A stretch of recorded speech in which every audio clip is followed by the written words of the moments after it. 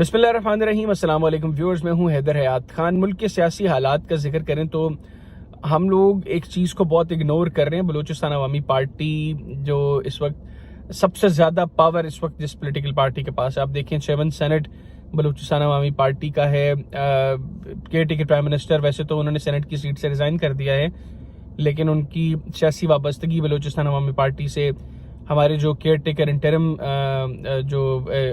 Minister है, हमारे interior minister, वो बलूचिस्तान अवामी पार्टी से। तो बलूचिस्तान अवामी पार्टी इस वक्त फुल मज़े के अंदर है, लेकिन इसके अंदर जो डिवीज़न है वो बहुत क्लियर है। मैं आपको एक बड़ी इंटरेस्टिंग चीज़ बताता हूँ कि सादिक संजरानी साहब जिस वक्त चेयरमैन सेनेट इलेक्ट हुए, उस वक्त बेसिकली जो नॉमिनेशन थी या जो ज़्यादा जिस शख्स का नाम सर्कुलेट कर रहा था कि इसके चांसेस हैं बलूचिस्तान अवामी पार्टी से केयर टेकर चेयरमैन सेनेट बनने के, वो अनवारुल हक काकड़ थे।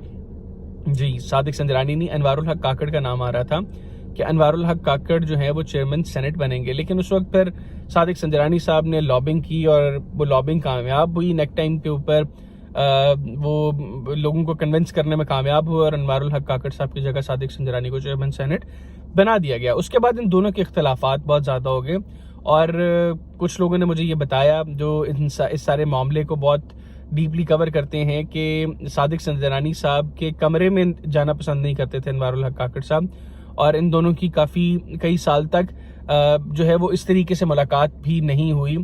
फिर हमने देखा कि जिस वक्त अनवारुल हक काकड़ साहब प्राइम मिनिस्टर बने, केयर टेकर प्राइम मिनिस्टर बने, उस वक्त सादिक संजरानी साहब ने एक मरतबा फिर काफ़ी लॉबिंग की और उनकी कोशिश थी कि मैं केयर टेकर प्राइम मिनिस्टर बनूं, लेकिन अनवारुल हक काकड़ साहब का कुरान निकला और काकड़ साहब बन गए care taker prime minister. Sadiq Sanjrani से बाद में जाते हैं उनको मुबारकबाद देने, और उस वीडियो के अंदर भी हमने देखा कि काकड़ साहब की बहुत रिस्पांस नहीं दे रहे सादिक संजरानी साहब को। तो इनकी जो डिवीज़न है बलूचिस्तान अवामी पार्टी की, वो जो लोग इनको समझते हैं, जानते हैं, यहाँ पर पंजाब में रहते हुए लोगों को की कम नज़र है उसके ऊपर। जो बलूचिस्तान के लोग हैं वो तो इन सबको आइडिया है इस चीज़ का कि इनकी लड़ाई बहुत ज़्यादा है और डिवीज़न है। दो ग्रुप्स हैं, एक अब्दुल कद्दूस पजिंजो साहब का, सादिक संजरानी साहब का। दूसरे ग्रुप को लीड कर रहे हैं अनवारुल हक काकड़ साहब और साथ हैं उनके सेनेटर सरफराज बुगटी साहब, और जाम कमाल साहब भी उस ग्रुप का हिस्सा हैं जो साबिक वज़ीर आला बलूचिस्तान है।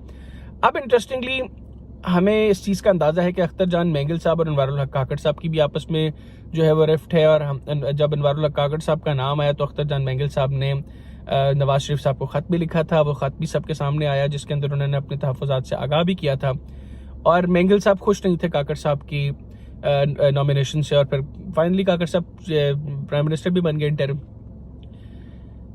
गुज़िश्ता हफ्ते, बल्कि रवां हफ्ते में सादिक संजरानी साहब ने खाना किया जिसमें मैंगल साहब को बुलाया और उनकी पार्टी के कुछ और लोगों को बुला के उनके साथ डिस्कशन की।